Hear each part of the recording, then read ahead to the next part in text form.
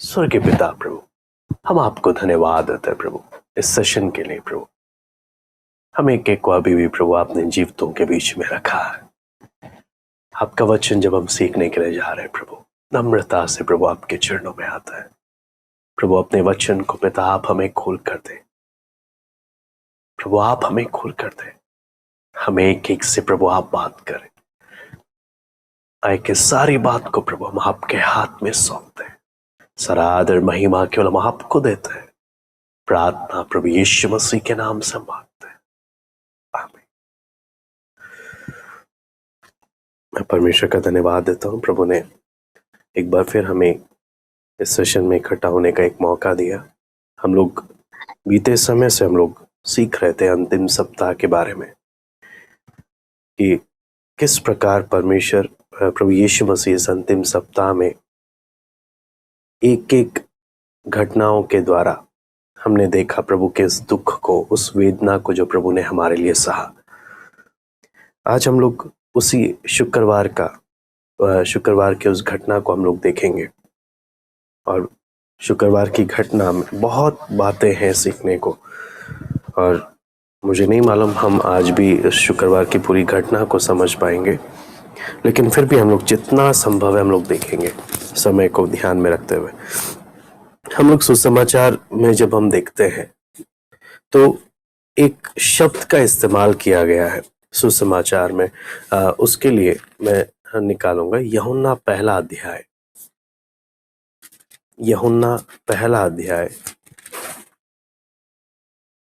उसका 36वां आयत में, यूहन्ना पहला अध्याय उसका 36वीं आयत, वहां पे लिखा है, उसने यीशु पर जो जा रहा था दृष्टि करके कहा, देखो। यहाँ पर जो हम देख रहे हैं वो एक शब्द है, देखो। जो शब्द है, आज हम लोग उस शब्द से हम लोग परमेश्वर के वचन में हम लोग देखेंगे कि किस प्रकार से सुसमाचार, यूहन्ना रचित सुसमाचार, विशेष रूप से यूहन्ना रचित सुसमाचार इस शब्द को आधार बनाते हुए हमें वचन से सीखने का एक मौका देता। जब हम चारों सुसमाचार को देखते हैं, मत्ती, मरकुस, लूका, यूहन्ना, चारों सुसमाचार जब हम देखते हैं तो चारों सुसमाचार बहुत जरूरी है पढ़ना, तभी हम प्रभु यीशु मसीह के सही तस्वीर को देख पाएंगे। बिना एक सुसमाचार पढ़कर हम कभी भी निष्कर्ष पर नहीं उतर सकते। हमें परमेश्वर के वचन में सुसमाचार, चारों सुसमाचार पढ़ना जरूरी है। मत्ती, मरकुस, लूका, यूहन्ना चारों पढ़ेंगे तब जाकर प्रभु यीशु मसीह का उस व्यक्तित्व को हम सही रूप से देख पाएंगे। ये बहुत जरूरी है, नहीं तो हम एक से हम कभी भी सही निष्कर्ष पर नहीं उतर पाएंगे।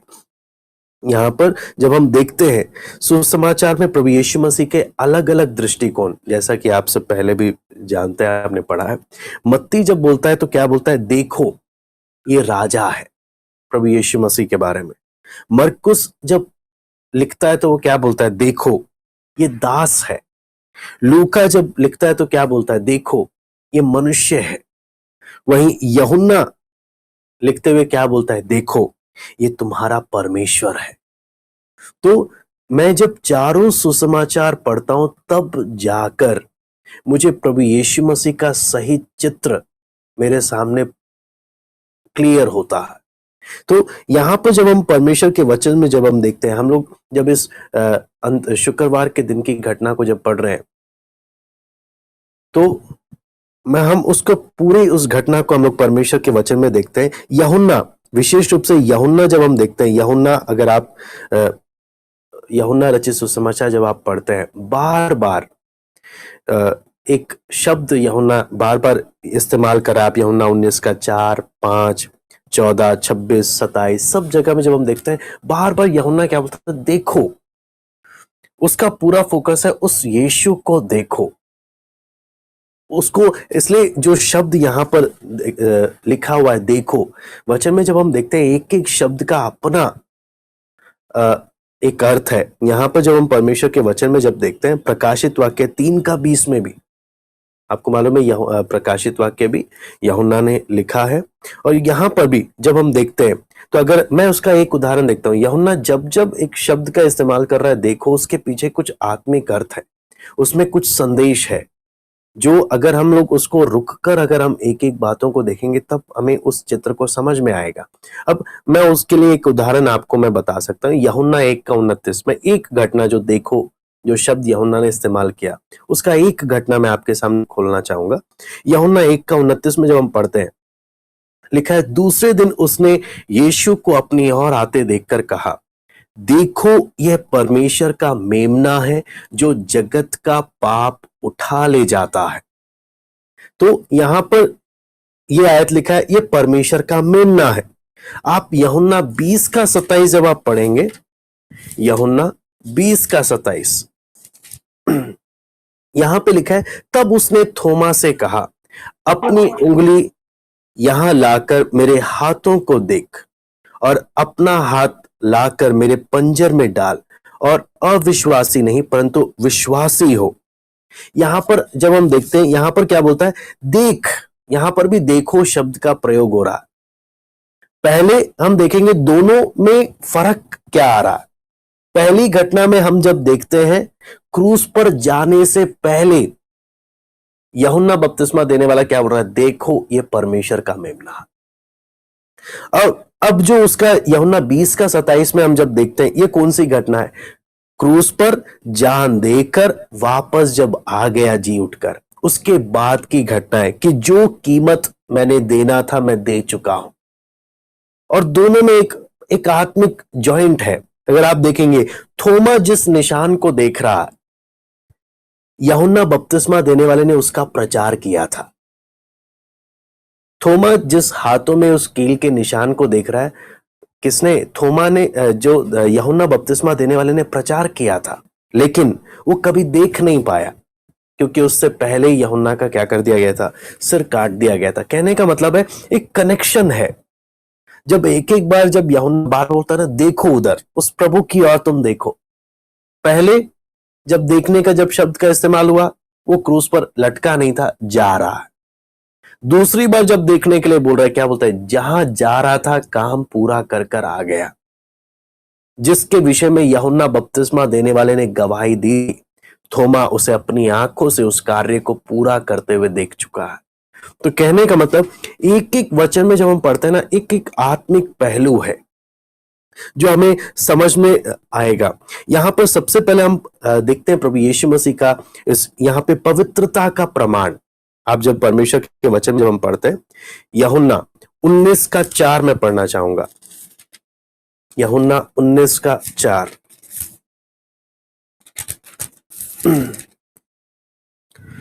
यहां पे लिखा है, तब पिलातुस ने फिर बाहर निकलकर लोगों से कहा, देखो मैं उसे तुम्हारे पास फिर बाहर लाता हूं ताकि तुम जानो कि मैं उसमें कुछ भी दोष नहीं पाता। हम शुक्रवार की घटना को देख रहे हैं, पिलातुस के पास जब प्रभु यीशु मसीह की पेशी हो रही है, यहां पर हमारा जो मुख्य बात है वो है उसकी पवित्रता को देखना। पिलातुस बोल रहा है, मैं इसमें बिल्कुल भी कोई भी दोष नहीं पाता। आप इसका 6 आयत में जब हम पढ़ते हैं, जब प्रधान याजकों और प्यादों ने उसे देखा तो चिल्ला कर कहा, उसे क्रूस पर चढ़ा। क्रूस पर पिलातुस ने उनसे कहा, तुम ही उसे लेकर क्रूस पर चढ़ाओ क्योंकि मैं उसमें कोई दोष नहीं पाता। बार बार पिलातुस क्या बोल रहा है, मैं इसमें कोई दोष नहीं पाता, मुझे इसमें कोई गलती दिखाई नहीं दे रही है। इसका 18:38 भी मैं पढ़ना चाहूंगा। पिलातुस ने उससे कहा, सत्य क्या है? यह कहकर वो फिर यहूदिया के पास निकल गया और उनसे कहा, मैं तो उसमें कोई दोष नहीं पाता। अगर आप इन वचनों को पढ़ेंगे, कितनी बार पिलातुस बोल चुका है, कितनी बार बोल चुका है, मैं इसमें कोई दोष नहीं पाता। जब कोई दोष नहीं पाता तो हे पिलातुस, तूने उसे क्रूस पर चढ़ने क्यों दिया? मैं दोबारा से बोलूंगा, जब तुझे उसमें कोई दोष नहीं मिला तो बार बार भीड़ के सामने यही बोलता गया, मुझे इसमें कोई दोष नहीं मिलता। फिर तूने उसे क्रूस पर क्यों चढ़ाया? सारी बात क्या, मालूम तो है सच्चाई क्या है, लेकिन सच्चाई से बढ़कर लोग खुश होने चाहिए। मालूम तो है सच्चाई क्या है, लेकिन मैं दोनों पार्टियों को खुश करना चाहता हूं। मालूम तो है सच्चाई क्या है, लेकिन लोग नाराज ना हो जाएं। आज हम जब परमेश्वर के वचन के सामने आए हैं, हम एक एक अपने आप को जांचें। हम में से कहीं ऐसे तो कोई है नहीं जो सच्चाई जानकर भी लोगों को खुश करने में लगा हुआ है और परमेश्वर के वचन को या परमेश्वर के वचन की सच्चाई को नजरअंदाज कर रहा। पिलातुस हम एक एक के लिए, पिलातुस एक चेतावनी है। मालूम था इसमें कोई दोष नहीं है, कोई दोष नहीं है, लेकिन फिर भी उसे क्रूस पर चढ़ने दे दिया, क्योंकि इसे सच्चाई से बढ़कर इसे अपनी इज्जत, अपनी पदवी, अपना स्थान बहुत प्यारा था।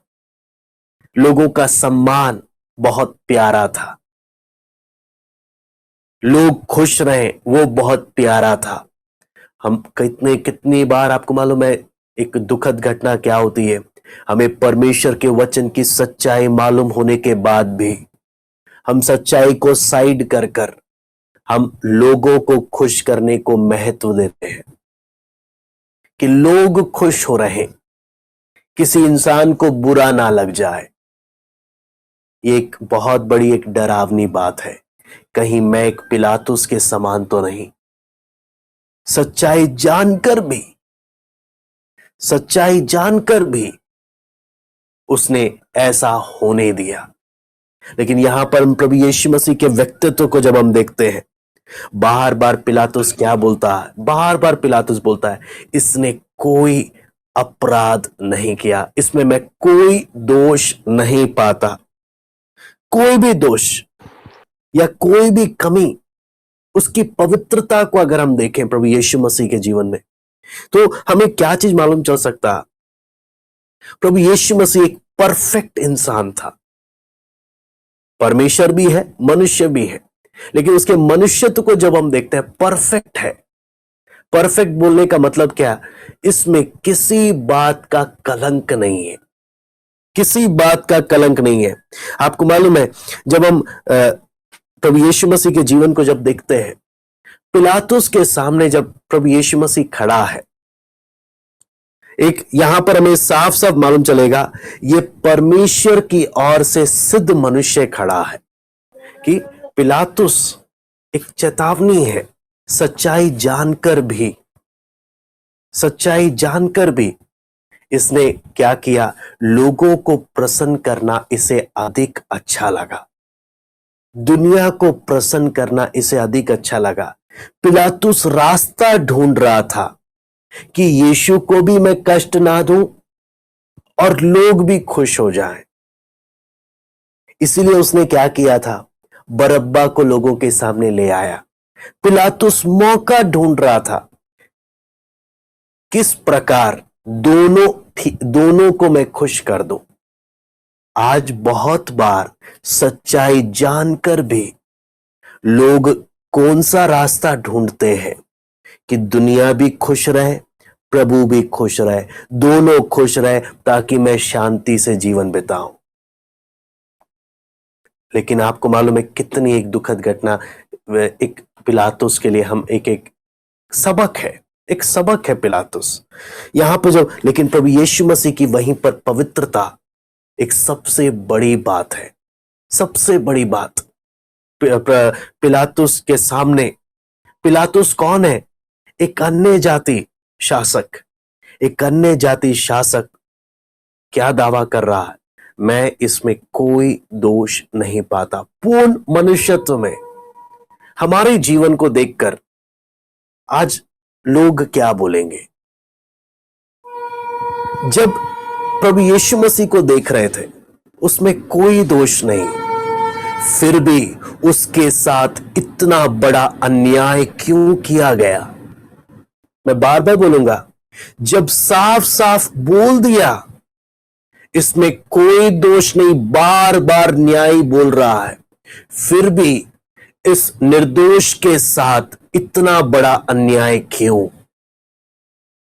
सारा कारण क्या? आपके और मेरे लिए उसने सब कुछ चुपचाप सह लिया, आपके और मेरे लिए। इसे हम प्रार्थना पूर्वक हम उस घटना को हम देखें, प्रभु यीशु मसीह की मानवता को हम देखें। यूहन्ना 19:5 हम लोग पढ़ेंगे। यूहन्ना 19:5 यहां पे लिखा है, तब यीशु कांटों का मुकुट और बैंजनी वस्त्र पहने हुए बाहर निकला और पिलातुस ने उनसे कहा, देखो यह पुरुष। यहां पर हम एक एक शब्द के हम कई बार इन आयतों को पढ़ चुके हैं, लेकिन एक एक शब्द के उन अर्थों पर हम लोग थोड़ा सा गौर करेंगे। यहां पर पिलातुस बोलता है, अंग्रेजी में लिखा है बिहोल्ड द मैन, इस मनुष्य को देखो। पहले हमने देखा इसकी पवित्रता को देखो, प्रभु यीशु मसीह की पवित्रता को देखो।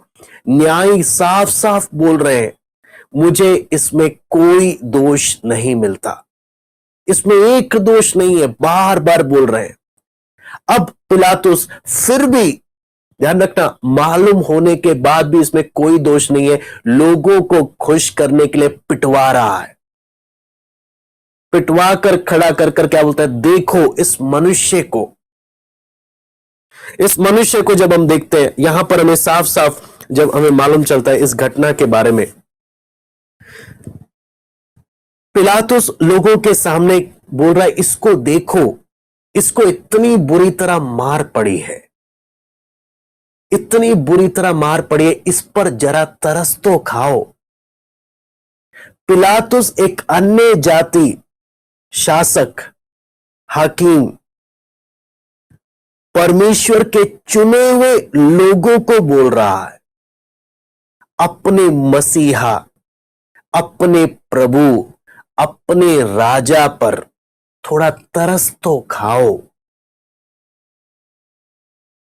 तुम्हारे इसमें कोई दोष ना होने पर भी, मुझे सच्चाई मालूम होने पर भी, इतनी दयनीय हालत कर कर तुम्हारे सामने मैंने इसे खड़ा किया है, इस पर तरस तो खाओ।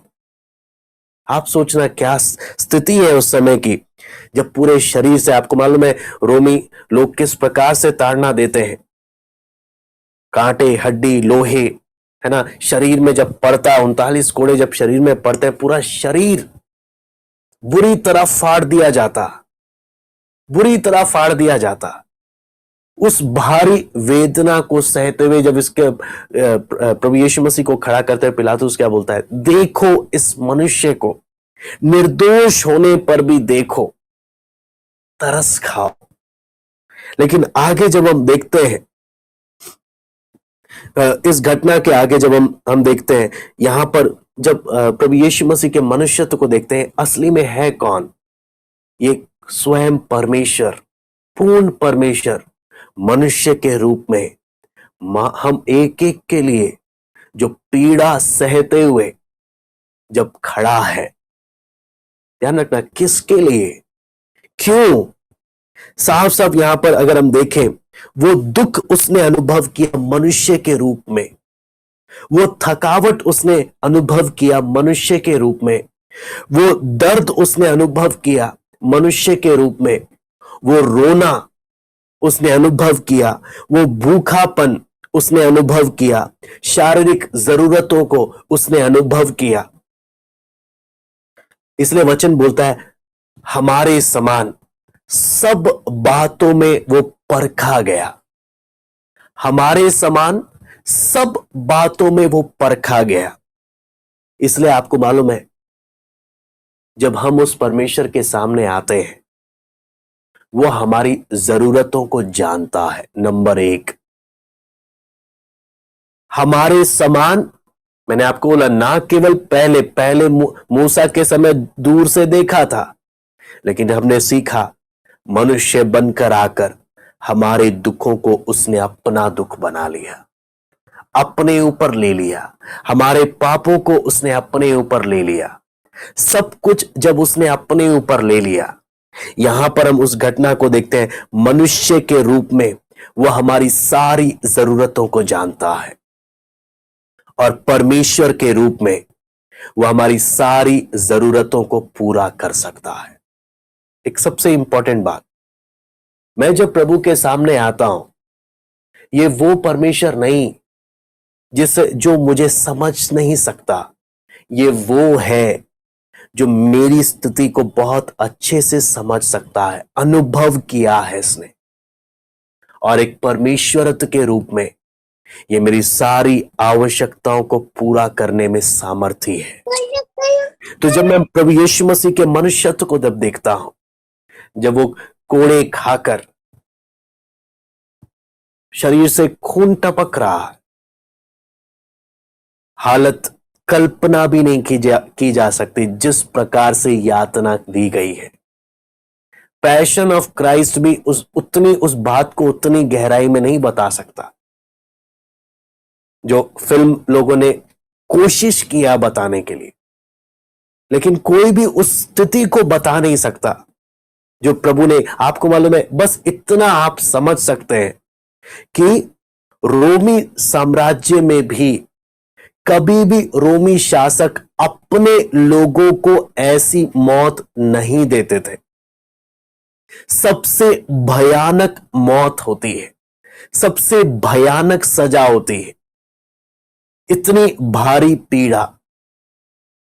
पिलातुस ने इसलिए नहीं मारा कोड़े की बाद में क्रूस पे भी लटकाऊं, वो तो इस उद्देश्य से मारा था उसने कि कोड़े मारकर मैं इसे छोड़ दूंगा, मैं इसे क्रूस पर नहीं चढ़ाऊंगा।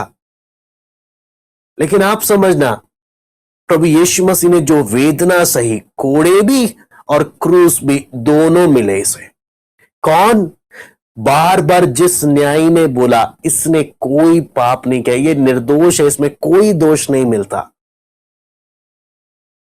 उसके बारे में हम लोग पढ़ रहे हैं।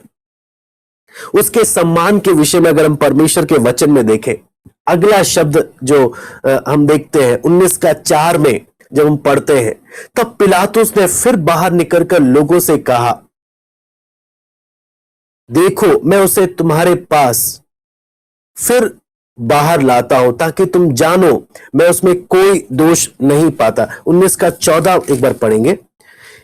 यह फसह की तैयारी का दिन था और छठे घंटे के लगभग था। तब उसने यहूदियों से कहा, देखो तुम्हारा राजा। पहला शब्द उसने पहली बार पिलातुस जब बोलता है मुझे इसमें कोई दोष नहीं, 3 बार बोल रहा। फिर हम देख रहे हैं वो हमने देखा उसकी पवित्रता का प्रमाण, इसमें कोई दोष नहीं है। फिर पिलातुस बोलता है, देखो इस मनुष्य को, मनुष्यत्व के रूप में प्रभु यीशु मसीह जो पीड़ा सह रहा, मनुष्यत्व के रूप में हमारे जीवन में घटने वाली हर एक बात को उसने अनुभव किया, हर एक बात को। इसलिए हम जिस परमेश्वर के सामने आते हैं वो हमें बहुत अच्छे से समझता है। मनुष्यत्व के रूप में अनुभव किया है उसने, और परमेश्वर के रूप में वो उसे पूरा कर सकता है। अगली बात हम देखते हैं, पिलातुस बोलता है, देखो तुम्हारे राजा को, तुम्हारे राजा को देखो। यहां पर जब हम देखते हैं पिलातुस व्यंग्यात्मक रूप से व्यंग्य कसते हुए इनको बोलता है, और उस जगह में प्रभु यीशु मसीह को खड़ा कर रहा है जहां से हर कोई देख सकता है। पिलातुस बोलता है, देखो तुम्हारे राजा को। हाथ बंधे हुए हैं, सिर पर कांटों का मुकुट है, और जो कपड़ा इसको पहनाया गया वो रोमी फौज का सबसे घसीटा खराब कपड़ा उसको उसके अपमान के लिए पहनाया गया। आपको मालूम है, पिलातुस जब बोलता है देखो तुम्हारे राजा को, यहां पर हम एक और बात देखते हैं। हो सकता है पिलातुस ने सुना हो ये कुछ समय पहले ही यीशु गधे पर बैठकर यरूशलेम में प्रवेश किया था। तब सारी भीड़ ने इसे बोला था कि ये कौन है? ये मसीहा है, दाऊद की संतान को होसन्ना। सारी भीड़ ने खजूर की डालियां लेकर कपड़े उतार के बिछाए थे, मुंह से होसन्ना होसन्ना कर रहे थे। पिलातुस बोलता है, देखो तुम्हारे राजा को। आप सोचकर देखना, कुछ दिन पहले तुमने ही इसे अपना राजा बोला था। कुछ दिन पहले ही, ज्यादा समय नहीं हुआ, और आज तुम इसे क्रूस पर चढ़ाना चाहते हो। आज तुम इसे क्रूस पर चढ़ाना चाहते हो। स्थिति आप देखना यहां पर। जब हम लोग परमेश्वर के वचन में जब हम देखते हैं, यूहन्ना 18:37, यूहन्ना 18:37, पिलातुस ने उससे कहा, तो क्या तू राजा है? यीशु ने उत्तर दिया, तू कहता है कि मैं राजा हूं। मैंने इसलिए जन्म लिया और इसलिए संसार में आया हूं कि सत्य की गवाही दूं। जो कोई सत्य का है वो मेरा शब्द सुनता है। यहां पर पिलातुस से भी जब बातचीत हुई, यीशु ने अपने आप को प्रकट किया कि हां, मैं राजा हूं। तो इसलिए पिलातुस जब लोगों के सामने लेकर आ रहा तो क्या बोलता है? देखो तुम्हारे राजा को। यीशु ने भी राजा बोला और तुमने भी इसे अपना राजा करके माना था। यहां पर जब हम देखते हैं लोग किस हद तक नीचे गिर गए, किस हद तक नीचे गिर गए, और उन्होंने किस प्रकार अपने मसीहा के मौत को स्वीकार किया। यहां पर जब देखते हैं किस प्रकार से उसका अपमान हुआ। हां, वो राजा था, इसलिए उसके पास सिंहासन होना चाहिए। मिला वो खंबा जिस पर उसे बांधकर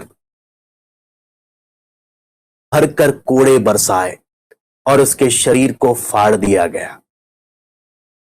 जितना फाड़ सकते थे, जितना कर सकते थे। वो राजा है, हां, राजा के पास मुकुट होना चाहिए। उसको कांटों भरा मुकुट पहनाकर उसे अच्छे से मारा गया ताकि सर में अच्छे से गड़ जाए। ध्यान रखना, उस घटना को हम एक एक प्रार्थना पूर्वक हम उस घटना को समझे। हां, वो राजा था, उसके पास वस्त्र होना चाहिए, शाही वस्त्र होना चाहिए। आपको मालूम है, रोमी फौज का सबसे घसीटा हुआ खराब उसको पहनाया गया उसके सम्मान में। हां, वो राजा था, उसके पास राजदंड होना चाहिए। उसे सरकंडा दिया गया जो कमजोरी का प्रतीक है, जो उसके हाथ में उसे थमाया गया। वो राजा है, उसको सम्मान, आदर से उसका सम्मान किया जाना चाहिए। रोमी सिपाहियों ने जी भरकर उसको ठट्टों में उड़ाते हुए यहूदियों के राजा प्रणाम कर कर उसका सम्मान किया। कहने का मतलब, अगर आप और मैं उस घटना को समझ पा रहे हैं, किस लिए सृष्टि का बनाने वाला मनुष्य के रूप में ये सब क्यों सह रहा? स्वर्गदूतों से पूछा जाए, क्यों? हे प्रभु, क्यों? क्यों तो इस मनुष्य के लिए? तेरे अपनों ने जब तुझे ग्रहण नहीं किया, ये हमारी समझ से परे है। तू कर क्या रहा है? हमारी समझ से परे है। आगे जब हम इब्रानियों 2:9 जब हम पढ़ते हैं, इब्रानियों 2:9, यहां पे लिखा है, पर हम यीशु को जो स्वर्गदूतों से कुछ ही कम किया गया था, मृत्यु का दुख उठाने के कारण महिमा और आदर का मुकुट पहने हुए देखते हैं, ताकि परमेश्वर के अनुग्रह से वह हर एक मनुष्य के लिए मृत्यु का स्वाद चखे। हर एक मनुष्य के लिए उसने दुख उठाया। क्या उस हर एक में मैं बोल सकता हूं, वो जब इतनी पीड़ा सह रहा था, उस हर एक में मैं था। उस हर एक में मेरा नाम लिखा था, जो मेरे लिए ये सब सह रहा था। आगे जब हम परमेश्वर को इस घटना को जब हम देखते हैं, आपको मालूम है आज भी उसका उसका हम भी कितनी बार उसका अपमान करते हैं, जैसे रोमी सिपाहियों ने उसका किया। किस प्रकार?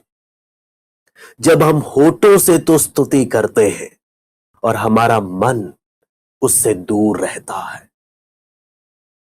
हम भी उन्हीं भीड़ में से, उन्हीं सिपाहियों में से होते हैं जब हम उसका अपमान कर रहे होते हैं।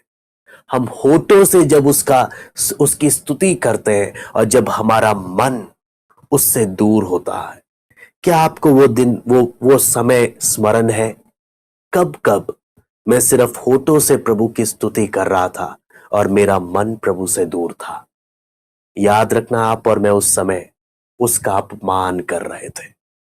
हमारा प्रार्थना करने का मन नहीं था, हम बैठकर फिर भी अपने मुंह से बस एक रिवाज पूरी कर रहे थे।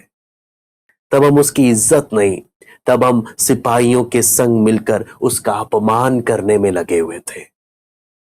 हम भी उन्हीं में गिने गए।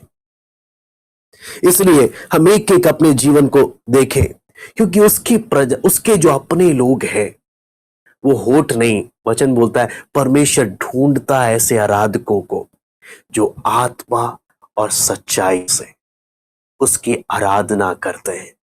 वह ऐसों को ढूंढता है, वह ऐसों को नहीं जो होठों से बोलते हैं लेकिन जिनका मन उससे दूर है, क्योंकि जो उसके अपने हैं उससे प्यार करने वाले हैं। हम में से कितनी बार हम क्या स्मरण करते हैं, मैंने उसका अपमान किया, उसकी इतनी कीमत देने के बाद भी मैंने उसके प्रेम को समझे बिना मैं उसका अपमान ही करता रहा। यहां पर जब हम देखते हैं आगे की घटना को, यूहन्ना 19:26, यूहन्ना 19:26,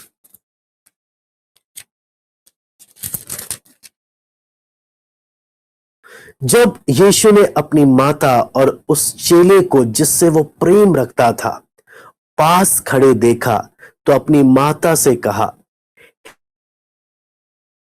यह तेरा पुत्र है। किससे बोल रहा है? यूहन्ना से बोल रहा है, जिससे वो बहुत प्यार करता है। यहां पर जब हम वचन में जब हम ध्यान से देखते हैं, क्रूस पर इतनी वेदना सह रहा, इतना दर्द सह रहा, लेकिन इसको अपनी चिंता नहीं हो रही। ये क्रूस पर लटक कर भी अपनी जिम्मेदारी,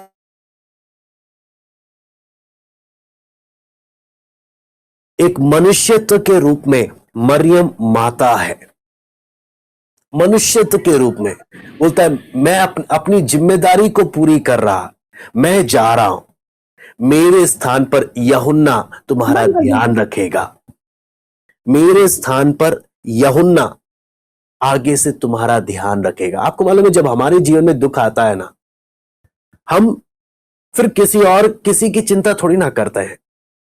उस समय हम अपने बारे में ही सोचते रहते हैं, हाय मेरे साथ क्या हो गया, हाय मेरे साथ क्या हो गया। 10 लोगों को बस अपना ही दुखड़ा बताते रहते हैं।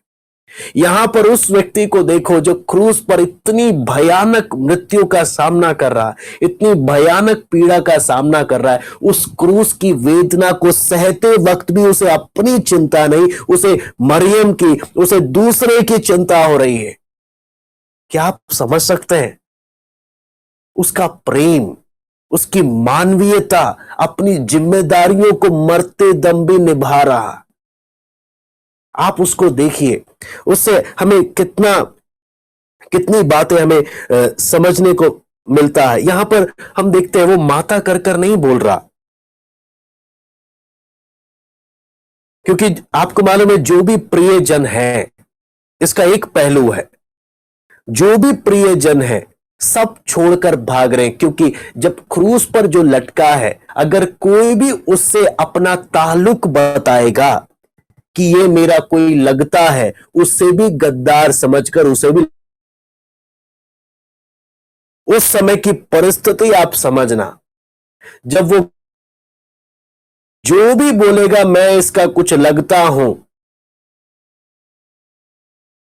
दुनिया उस समय लोगों का आक्रोश इतना इतना जलन इतना गुस्सा है, अगर कोई भी बोल दे मैं इसका है, उसे भी नहीं छोड़ेंगे। प्रभु यीशु मसीह क्या कर रहा है? उन्हें बचा रहा कि मैं वो एक्सपोज नहीं करूंगा तुम्हारा मेरे साथ का संबंध क्या है। लेकिन वहीं दूसरी ओर प्रभु यीशु मसीह कर क्या रहा है? अपने प्रिय चेले को जिम्मेदारी सौंप रहा है कि वो उसका स्थान लेकर संभाले। लेकिन यहां पे जब हम नारी शब्द हम जब पढ़ते हैं, इतिहास में जब उस बैकग्राउंड को जब हम लोग समझते हैं, तो स्मरण उसे हमें समझ में आता है, नारी जो शब्द अभी हम पढ़ते हैं उसका उस समय में सबसे आदरणीय जो शब्द होता था, प्रभु यीशु मसीह वो मरियम के लिए यूज करता था। सबसे आदरणीय शब्द, उस समय का सबसे आदर से अगर जब बुलाया जाता था, उस शब्द को इस्तेमाल करते हुए बोल रहा। और आगे जब हम परमेश्वर के वचन में हम देखते हैं यीशु मसीह कर क्या रहे, अपना उस प्रेम को जब दिखाते हुए मरियम के सामने, उसके पास सोना नहीं है, वक्त मरियम के लिए कुछ संपत्ति छोड़कर नहीं जा रहा, लेकिन हां वो अपना सर्वोत्तम चीज मरियम को देकर जा रहा। वो कौन है? वो यूहन्ना खुद है। आप अगर देखेंगे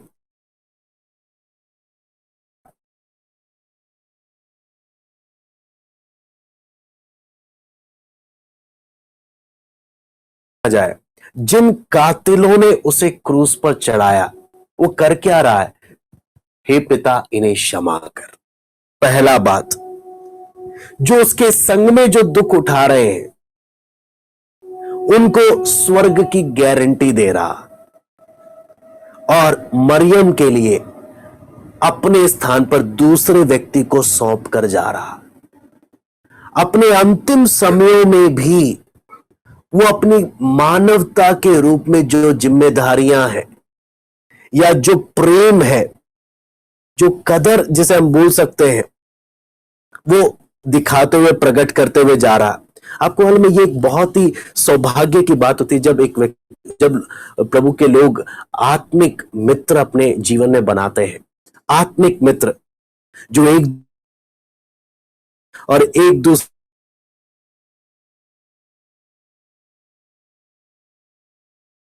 को उस परीक्षा की घड़ी में जब देखते हैं, उस परीक्षा यानी उस न्याय के समय में हम देखते हैं, तो यहां पर हमें क्या चीज समझ में आता है? आपको मालूम है, प्रभु यीशु मसीह को पिलातुस के सामने शुक्रवार 6 बजे सुबह के समय में सौंपा गया। शुक्रवार के समय 6 बजे। लेकिन यहां पर जब हम साफ साफ देखते हैं कि पिलातुस ये कभी भी एक अपराधी को पेशी करने का समय था नहीं, लेकिन इन्होंने किस गलत तरीके से हर एक काम किया, वो चीज हम देख सकते हैं। पिलातुस अगर अपनी पत्नी की भी बात सुनता तो शायद परिणाम कुछ और निकलते। यहां पर हम लोग जब घटना को देखते हैं, घटनाक्रम को देखते हैं, यहूदा इस्करियोती को आप देखिए, उसने पछताया प्रभु का इनकार करने के बाद, लेकिन उसने सब कुछ गवा दिया। उसने मसीह को गवा दिया, उसने अपने उस चांदी सोने को गवा दिया, उसने प्रेरित होने के नाम को गवा दिया, और आखिरी में उसने अपने जीवन को भी गवा दिया। कहने का मतलब एक चेतावनी यहूदा इस्करियोती एक एक के लिए है। किस प्रकार से हमें जितना संगति का मौका मिल रहा है, अगर उस समय में हम अपने आत्मिक जीवन में सीरियस नहीं है, हमारे द्वारा लिया गया एक गलत फैसला इतना भारी पड़ सकता है कि बाद में पछताने पर भी कुछ फायदा नहीं होने वाला। हम कभी इस धोखे में ना रहें कि मैं गलती करता करूंगा, बाद में माफी मांग लूंगा। जब मैं बीमार पड़ूंगा, हॉस्पिटल में होऊंगा, तब प्रभु से माफी मांग लूंगा।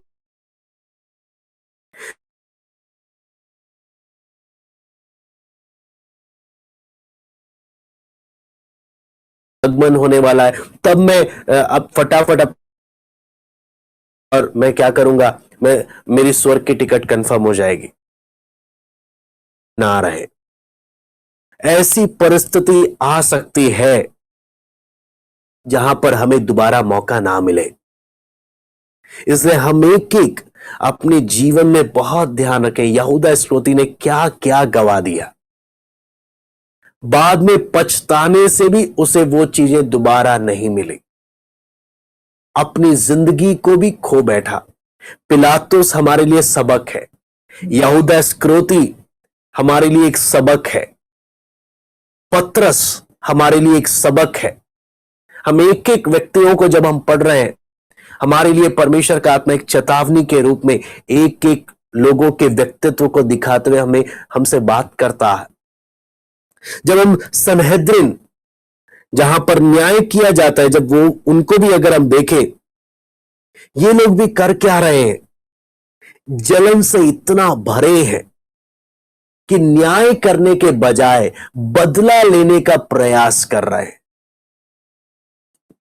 पिलातुस को आप देखें, एक अच्छा मौका इसको मिला, एक अच्छा अवसर मिला, लेकिन चंचल मन वाला व्यक्ति था, एक जगह में अडिग नहीं था। सच्चाई भी मालूम है लेकिन लोगों को भी खुश करना है, सच्चाई भी मालूम है लेकिन लोगों को भी खुश करना है। ऐसी स्थिति के कारण आपको मालूम है इसने क्या किया, किस हद तक ये गिर गया।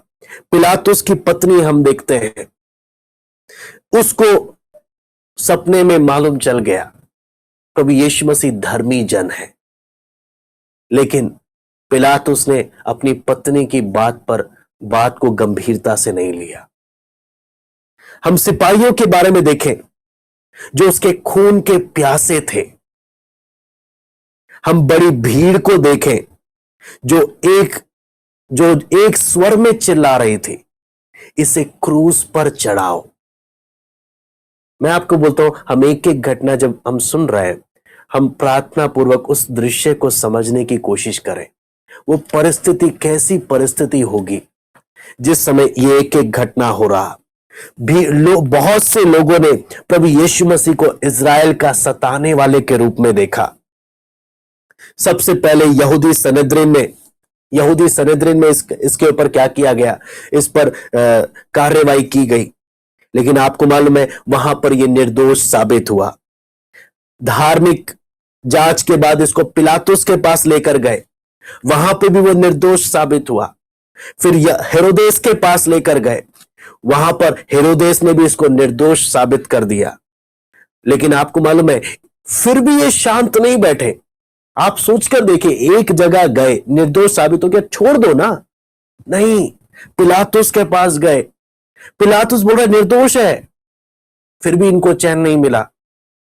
हेरोदेस के पास गए, हेरोदेस ने बोला निर्दोष है, छोड़ देता हूं मैं, इन लोगों को फिर भी तसल्ली नहीं। कहने का मतलब, जब तक क्रूस पर चढ़ाएंगे नहीं, चाहे कितना भी निर्दोष हो, हमने इसे क्रूस पर चढ़ाना है। आप सोचना, मनुष्य के पाप की नीच स्तर को हम लोग यहां,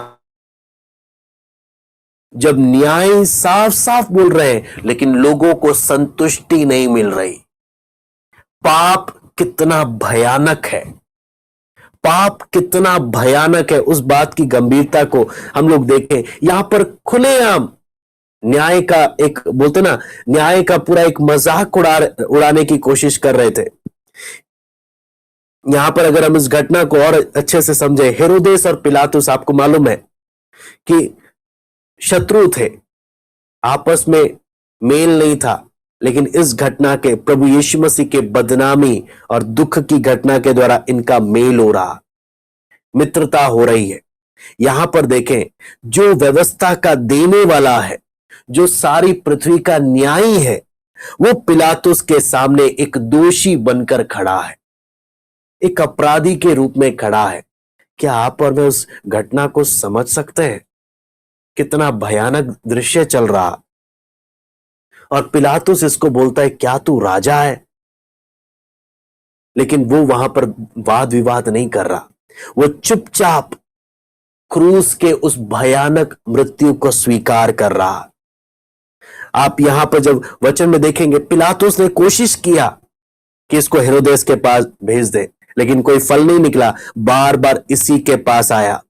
यहूदियों के आप नैतिक रूप से कितना गिर गए, इंसान कितना नीच है, वो हम देख सकते हैं। निर्दोष होने के बाद भी इसे क्रूस पर चढ़ाने के लिए बार बार बोला गया। इसलिए इसको एक कई भाग में हम लोग देख सकते हैं, इज़राइल क्या बोल रहा था कि इसका लहू हम पर और हमारी संतानों पर पड़े। मतलब ये निर्दोष है तो क्या, इसे क्रूस पर चढ़ाओ। आप उस घटना को समझना, ये निर्दोष है तो क्या, इसे क्रूस पर चढ़ाओ। अन्य जाति, पिलातुस अन्य जातियों का प्रतीक है, बोलता है मुझे इसमें कोई दोष नहीं मिलता। लूका 23:4 में पढ़ते हैं। फिर उसके बाद हम जब देखते हैं बड़ी भीड़ को जो एक संग मिलकर चिल्ला रही थी, उसको क्रूस पर चढ़ाओ। सूबेदार के गवाही को अगर आप और मैं ध्यान दें, जिसने बोला सचमुच ये परमेश्वर का पुत्र है। बगल में लटके हुए डाकू ने बोला, हे प्रभु, जब तू अपने राज्य में जाए मुझे स्मरण करना।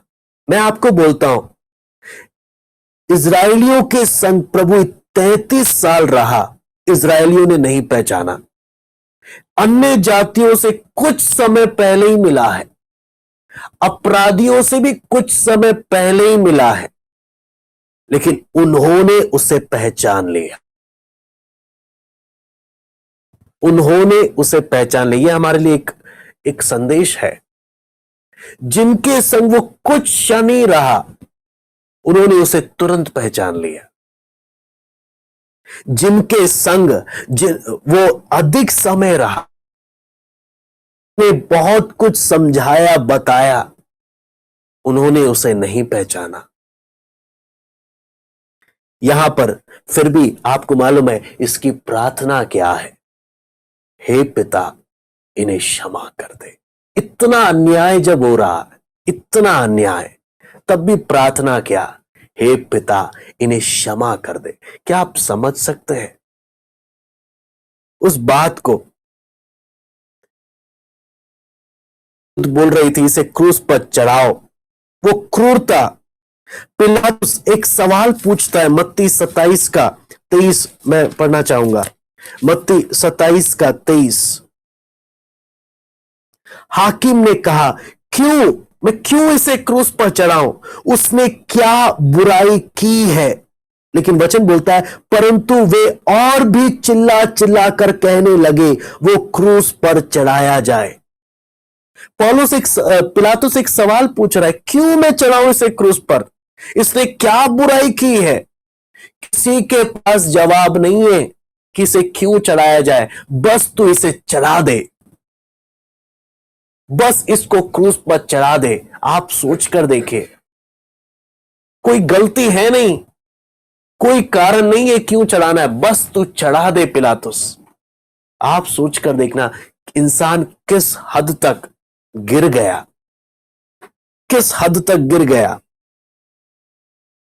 पिलातुस, व्यवस्था विवरण आप 21:6 और 7 जब देखेंगे, हम कह सकते हैं पिलातुस यहूदियों के उस प्रथा को समझते हुए अपने हाथ धो रहा है, लोगों के सामने अपने हाथ धो रहा है। क्या चीज बताता है पिलातुस क्या बोलता है? ये निर्दोष है, ये निर्दोष है, मैं इसमें कोई दोष नहीं पाता, इसका लहू तुम पर पड़े। आपको मालूम है यरूशलेम में 100 साल भी नहीं हुए यीशु को मरे, हजारों यहूदियों को यरूशलेम के बाहर पकड़ पकड़ कर रोम ने क्रूस पर चढ़ाया। यीशु को गए 100 साल भी नहीं हुए, इन्होंने जैसे बोला इनके कहे के अनुसार इनके साथ व्यवहार हुआ। इन यहूदियों को पकड़ पकड़ कर क्रूस पर चढ़ाया गया, पकड़ पकड़ कर। यहां पर जब हम देखते हैं न्याय कोई दोष नहीं है, फिर भी जब इन्होंने बोला इसके प्रभु यीशु मसीह का, आप उस घटना को देखना, उसको कोड़े बरसाए गए, उसके वस्त्र उतारे गए, कांटों का मुकुट पहनाया गया और आपको मालूम है एक कपड़ा तक उसको उसके अधिकार में रहने नहीं दिया गया। जितना उसको अपमानित कर कर उसके साथ कर सकते थे उसने किया। जब हम इसके समाप्ति की घटना को जब हम देखते हैं, क्लोजिंग इवेंट्स को जब हम देखते हैं, मरकुस 15 का 16 से 32 में हम लोग देखते हैं कि ये जो घटना है सुबह 6 बजे से लेकर शाम के 6 बजे तक की घटना है। शुक्रवार की घटना को जब हम देखते हैं सुबह 6 बजे से लेकर शाम 6 बजे तक, यहां पर प्रभु यीशु मसीह 6 घंटे के लिए क्रूस पर लटका हुआ है। 6 घंटे के लिए, यानी एक आधा दिन प्रभु पूरा क्रूस पर है और सबसे भयानक पीड़ा वो उस समय सह रहा है। लेकिन जब हम उस घटना को देखते हैं, वो तब तक जब तक कि सारी कीमत चुका ना दी जाए तब तक उस पूरी घटना को सह रहा। और जब यूहन्ना 19:30 में हम पढ़ते हैं, जब सब हो गया तब उसने कहा सब कुछ पूरा हुआ। उसने आपके और मेरे लिए आधी कीमत नहीं दी। आपको मालूम है जब एक व्यक्ति का उद्धार होता है और उद्धार के बाद जब मौत उसके सामने आती है, वो डरता नहीं है। उसका कारण क्या है? मेरे यीशु ने जब क्रूस पर जान दे रहा था, उसने मेरे उद्धार के लिए पूरी कीमत दी है। हे मौत, तू मुझे डरा नहीं सकता। मैंने जिसे अपना जीवन दिया, उसने मेरे छुटकारे के लिए पूरी पूरी कीमत दी है। पूरी कीमत उसने मेरे लिए दी है। आपको मालूम है, इसलिए वो एक जयवंत होकर उसने अपनी जान दी। और आपको मालूम है, उस स्त्री के संतान ने शैतान के सिर को वास्तव में कुचल डाला। आपको मालूम है, परमेश्वर के वचन की एक खासियत है, ये बड़ी बड़ी बातों को कुछ शब्दों में बता देता है। वचन में जब हम 2-3 शब्द जब हम पढ़ते हैं ना, अगर उसको समझने के लिए लोगों की हजारों किताबें भर जाती हैं, उस बात को समझाने के लिए वचन इन्हें कुछ शब्दों में समाप्त कर देता। आप उससे अनुमान लगा सकते हैं।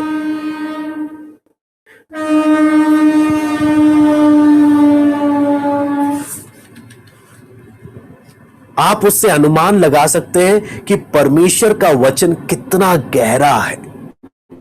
उसके लिए मैं आपको एक आयत को हम लोग खोलकर उसको हम पढ़ेंगे और उसके बाद हम लोग समाप्त करेंगे।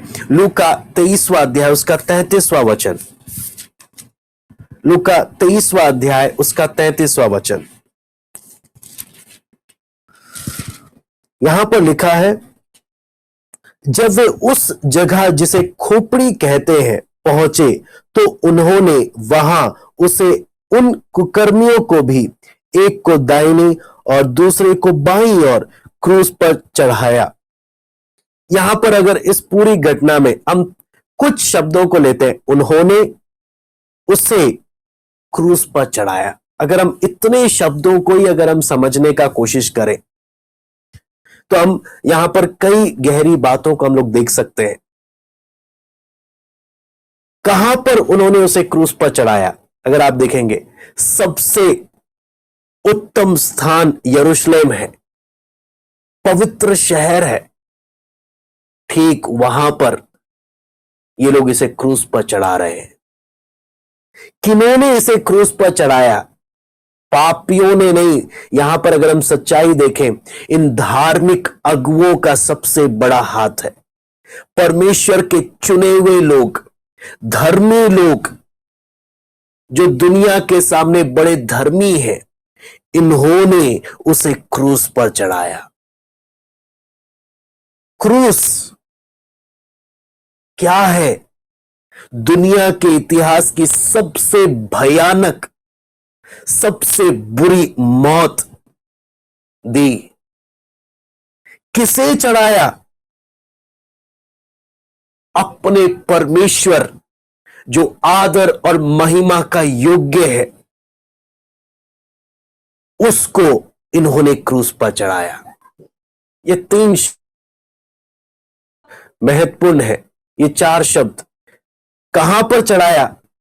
यरूशलेम पवित्र शहर। पवित्र धार्मिक लोग, परमेश्वर के चुने हुए लोग। कौन सी मृत्यु दी? सबसे भयानक मृत्यु दुनिया के इतिहास की। किसे? अपने परमेश्वर जो आदर और महिमा के योग्य है।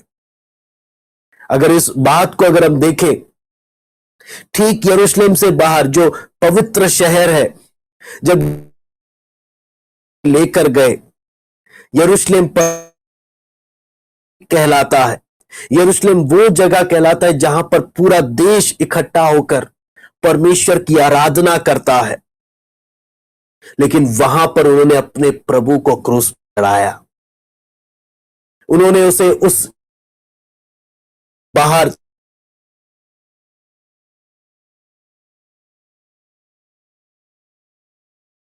आराधना के स्थान पर वचन के विपरीत जब काम करते हैं, परमेश्वर के अपने लोग उसे क्रूस पर चढ़ाते हैं। आज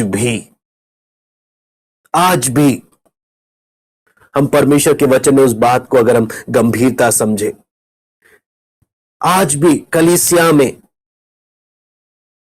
जिसे सम्मान मिलना चाहिए उसे सम्मान नहीं देते। जो प्रेम का हकदार है उससे प्रेम नहीं करते। जो भरोसे और जिसके पीछे चलना चाहिए, आज भी बहुत बार लोग उसके अपने लोग उसके साथ ऐसा करते हैं। एक प्रभु के दास ने कहा कि आज कितने ऐसे प्रचारक हैं जो पुलपिट जहां से खड़े होकर प्रभु के बारे में लोगों को बताना चाहिए, वहां पर खड़े होकर वो प्रभु पर ही भाला छेदते हैं, जैसे रोमियो ने छेदा। कई बार जहां हम सोचते नहीं है, कई बार जहां परमेश्वर की आराधना होनी चाहिए, वो जगह प्रभु के क्रूस का गाड़ा जाने का जगह बन जाता है। क्रूस का वो जगह बन जाता है। कितनी बार लोग बोलते हैं आराधना की जगह में, मैं इसको अपने ऊपर प्रभुता करने नहीं दूंगा। हे प्रभु, मैं तेरी मर्जी नहीं, मैं अपनी मर्जी पूरी करना चाहता हूं। कितनी बार हमारी बात, हमारे आचरण, हमारे काम इस बात की गुहार लगाते हैं कि मैं इसे अपने ऊपर प्रभुता करने नहीं दूंगा। कौन है ये? उसके अपने हैं। जो उसके अपने हैं वही उसको सबसे गहरे घाव देते हैं। जो उसके सबसे अपने हैं वही उसको सबसे गहरे घाव देते हैं। किन्होंने क्रूस पर चढ़ाया? आप एक बार पढ़कर देखिए, प्रेरितों का काम 2 का 22 और 23। हे इस्राएलियों, ये बात सुनो, यीशु नासरी एक मनुष्य था जिसका परमेश्वर की ओर से होने का प्रमाण उन सामर्थ के कामों और आश्चर्य के कामों और चिन्हों से प्रकट है जो परमेश्वर ने तुम्हारे बीच उसके द्वारा कर कर दिखाए, जिसे तुम आप ही जानते हो। उसी यीशु को जो परमेश्वर के ठहराई हुई योजना और पूर्व ज्ञान के अनुसार पकड़वाया गया, तुमने अधर्मियों के हाथ से क्रूस पर चढ़वा कर मार डाला। पतरस जब प्रचार कर रहा है, साफ साफ क्या बोल रहा है? वो तुम थे जिन्होंने उसे क्रूस पर चढ़वा कर मार डाला। तुम हो उसके असली अपराधी। क्या आप और मैं अपराधी मानते हैं अपने आप को? मेरे पाप, मेरी इच्छा और अभिलाषा, मेरे आधे मन से की गई प्रार्थना, उसको वो उसको वो अपमानित करने का, उसको क्रूस पर चढ़ाने का भागीदारी मैं भी था। क्या आप और मैं अपने आप को अपराधी मानते हैं? जब मैं उस क्रूस को देखता हूं, क्या मैं अपने आप को अपराधी मानता हूं, या मैं ये सोचता हूं कि ये मैंने नहीं, उन्होंने किया है, रोमी सिपाहियों ने क्रूस पर चढ़ाया है। पतरस बोलता है वो तुम थे, तुमने उसे क्रूस पर चढ़वा डाला, तुमने ये काम किया है। आज हम अपने जीवन को देखें, उसके अपने लोगों ने ये काम किया है, उसके अपनों ने ये काम किया है। जो अपने आप को धर्मी कहते थे, जो अपने आप को परमेश्वर के पीछे चलने वाले कहते थे, जिनके पास व्यवस्था थी, उन्होंने अपने प्रभु को क्रूस पर चढ़ा डाला। अपने मसीहा का, जिसका वो इंतजार कर रहे थे आने का, उसी को उन्होंने क्रूस पर चढ़ाया। आप समझ सकते हैं, हम एक एक प्रभु के आगमन का इंतजार कर रहे हैं। कैसे? अगर पवित्रता में जीवन बिता रहे तो मैं बोल सकता हूं कि मैं उधर जाने के लिए तैयार हो रहा हूं। अगर मैं पाप में जीवन बिता रहा हूं तो मैं क्या बोलता हूं, तू मुझे फर्क नहीं पड़ता, मैं तो उधर जाना ही नहीं है, मुझे उधर जाना है। व्यवस्था, परमेश्वर का वचन आपके और मेरे हम एक एक के हाथ में है, लेकिन हमारा जीवन बताता है हमारे मसीहा के प्रति हमारी सोच क्या है। इसलिए पतरस बोलता है तुमने उसे क्रूस पर चढ़ाया, तुम हो उसके अपराधी। परमेश्वर का निष्कलंक मेमना, उसको जो मौत तुमने दी। अन्य जाति लोग केवल औजार थे, वो अन्य जातियों की मौत मरा है। वो परमेश्वर के निष्कलंक मेमने को वो तुम थे जिन्होंने मारा। पिलातुस एक अन्य जाति शासक था, लेकिन असली दोषी तो तुम हो, क्योंकि ये सब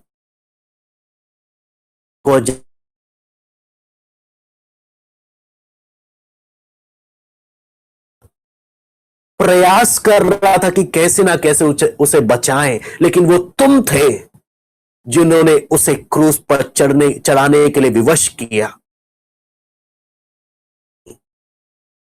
इसलिए आपको मालूम है, यहां पर जब हम ध्यान से इस घटना को देखें तो हमें साफ साफ मालूम चलता है कि ये जो अपने आप को पवित्र कहते हैं पाखंडी, यही थे असली दोषी इस बात में। आपको मालूम है, यहां पर जब हम देखते हैं साफ साफ हमें क्या चीज मालूम चलता है कि जो लोग अभी भी प्रभु का नाम तो लेते हैं लेकिन पाप में जीवन बिताते हैं, वो ऐसे ही वो लोग हैं जो उसके क्रूस पर चढ़ाने का कारण बने। यहां पर जब हम प्रभु यीशु मसीह को देखते हैं, उसकी स्थिति जब हम परमेश्वर के वचन में देखते हैं, जब जब हम उसकी आज्ञा का उल्लंघन करते हैं और उसकी दया से अपना मुंह मोड़ते हैं, हम उसको क्रूस पर चढ़ाने के लिए हम खुद उसके भागीदारी बनते हैं। हमारी इच्छाएं और अभिलाषाएं जब जब हम उसे पूरी करने के लिए जाते हैं, तब तब हम उसे क्रूस पर चढ़ाते हैं, हम उसे क्रूस पर चढ़ाते हैं।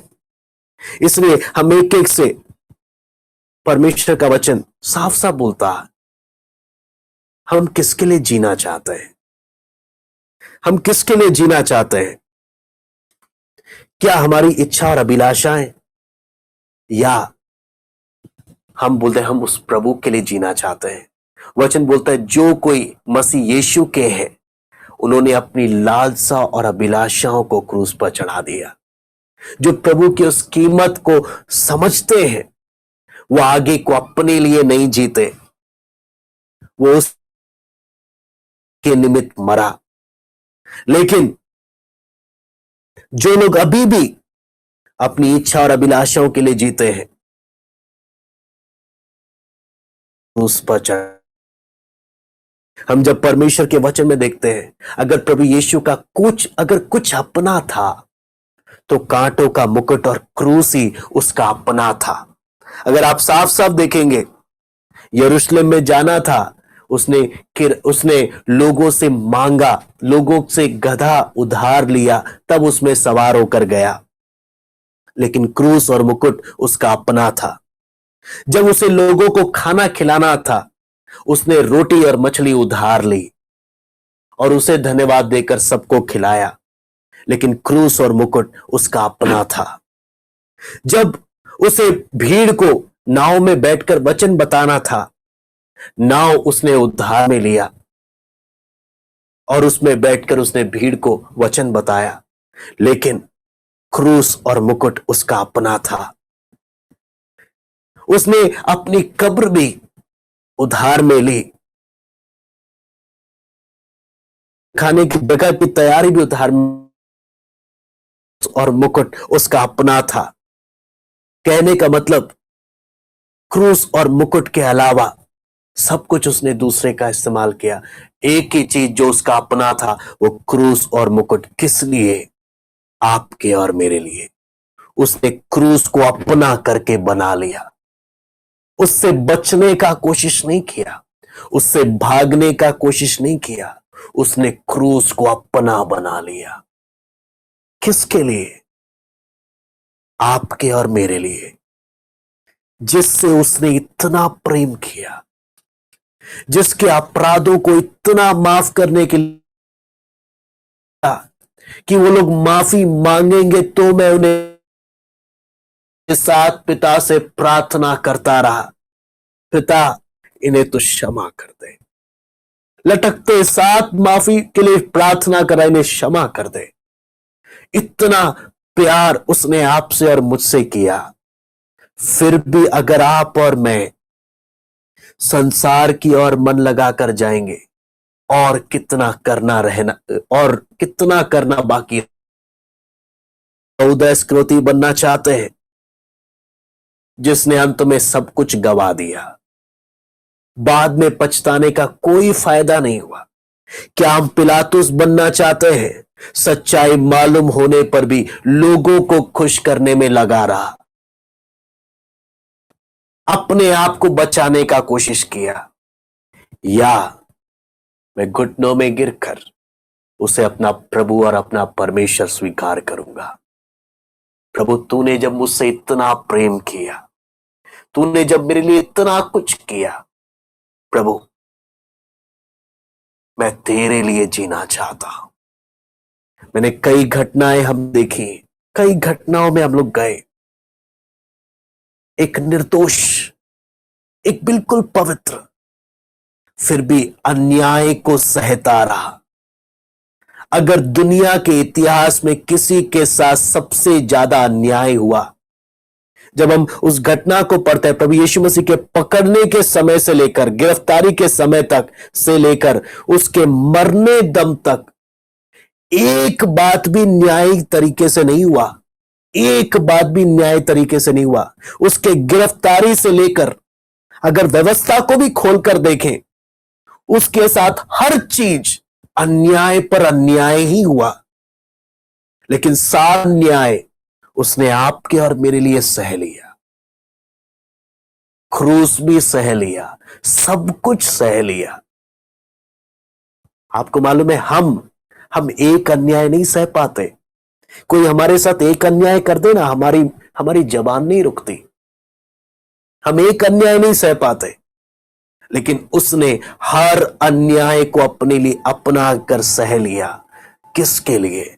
आपके और मेरे लिए। मैं बोलता हूं, अगर उस घटना, एक एक घटना को अगर हम रुक कर प्रार्थना पूर्वक समझेंगे, प्रभु हमें मदद करे इन घटनाओं से समझने के लिए, प्रभु ने हमारे लिए क्या नहीं किया, क्या नहीं किया। अगर हम फिर भी उस बात की गंभीरता को समझते हुए, अगर हम प्रभु के साथ जैसे चलना है नहीं चलेंगे, हम भी इन यहूदियों के समान आराधना के, हम जो उसके मंदिर कहलाते हैं, अपने जीवन में उसको अपमानित करते रहेंगे।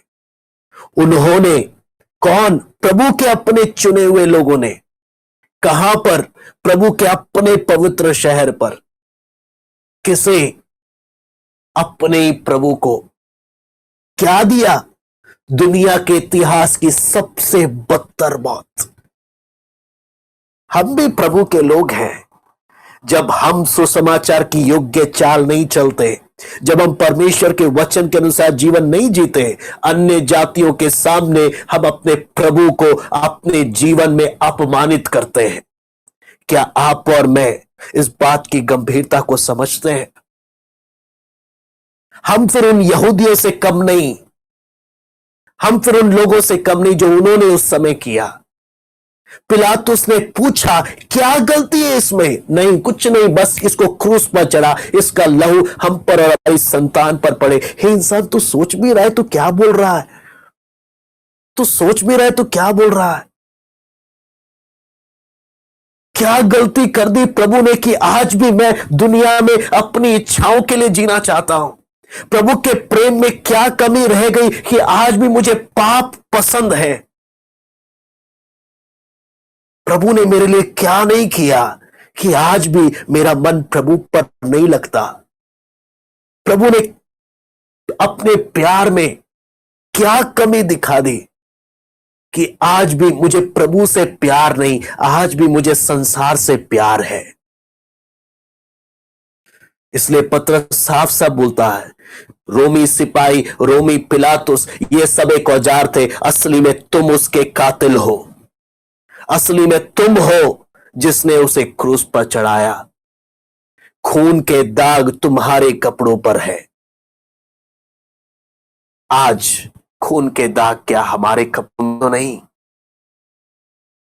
मैं दुनिया के सामने जब बोलता हूं मैं प्रभु पर विश्वास करता हूं, क्या मेरे आचरण से दिखता है कि मैं अपने लिए नहीं, मैं उसके लिए जीता हूं? जब उसने इतने अन्याय सह लिए, मुझे सहने में दिक्कत क्या है? जब उसने मेरे लिए इतना दुख सह लिया, अगर मेरे जीवन में थोड़ा सा दुख प्रभु दे दे, मुझे दिक्कत क्या है? प्रभु ने जब मेरे लिए इतना सहा, परमेश्वर मनुष्य बनकर स्वाद एक एक बात को अनुभव कर कर गया। मेरे इतनी बार गलतियों के बावजूद, इतनी इस महामारी में उसने आपको और मुझे एक और संगति का अवसर दिया, एक और उसके प्रेम को समझने का मौका दिया। यदि फिर भी हमारा प्रेम उसके प्रति बढ़ नहीं रहा, हम उसके करीब नहीं आ रहे, फिर तो बहुत देर हो जाएगी। फिर कहीं यहूदा के समान बहुत देर होने पर पछताएंगे हम, लेकिन वो बहुत देर हो जाएगी। इसे हम एक एक उस बात की गंभीरता को समझे, हम एक एक प्रभु के उस प्रेम को समझे जो चुपचाप सब सह रहा था, जो चुपचाप हम उसको जब चढ़ाते गए। हम हमारे जीवन के द्वारा कितनी बार हम बोल सकते हैं, मेरे आचरण के द्वारा कितनी बार मैंने प्रभु की महिमा नहीं, प्रभु को अपमानित किया। तब भी उसने पिता से मेरे लिए क्या प्रार्थना किया, हे पिता इन्हें क्षमा कर दे। कितनी बार वह हमें अवसर देता है कि फिर से हम अपना मेल मिलाप उससे कर लें, एक गहरे संबंध में आ जाए। कितने अवसर वो मुझे देता है, लेकिन अगर अवसर को मैं तुच्छ जानूंगा, दुनिया को खुश करने के लिए जीऊंगा पिलातुस के समान, मौका हाथ से कब चला जाएगा, कौन सा मौका आखिरी मौका बन जाएगा, हम में से किसी को नहीं मालूम। आइए हम प्रार्थना करते हैं। स्वर्गीय पिता प्रभु जी, हम आपको धन्यवाद देते हैं प्रभु। पिता, आपका वचन जब हम सीख रहे हैं प्रभु, इस बात की गंभीरता को समझने के लिए प्रभु हम एक एक की आप सहायता करें, हम एक एक से प्रभु आप बात करें प्रभु। पिता, आपके प्रेम को समझते हुए आपने हमारे लिए क्या नहीं किया प्रभु, आपके करीब आने के लिए प्रभु हम एक एक को सहायता कर, हम एक एक को सहायता कर प्रभु। हम अपनी इच्छा और अभिलाषाओं के लिए जीने के लिए नहीं प्रभु, तेरे लिए जीने के लिए प्रभु हम एक एक को सहायता कर, हम एक एक को सहायता कर, हम एक एक से बात कर। धन्यवाद देते हैं आज की संगति के लिए। सरादर महिमा केवल हम आपको देते हैं। प्रार्थना प्रभु यीशु मसीह के नाम से मांगते हैं। आमीन। प्रभु आप सबको आशीष दें।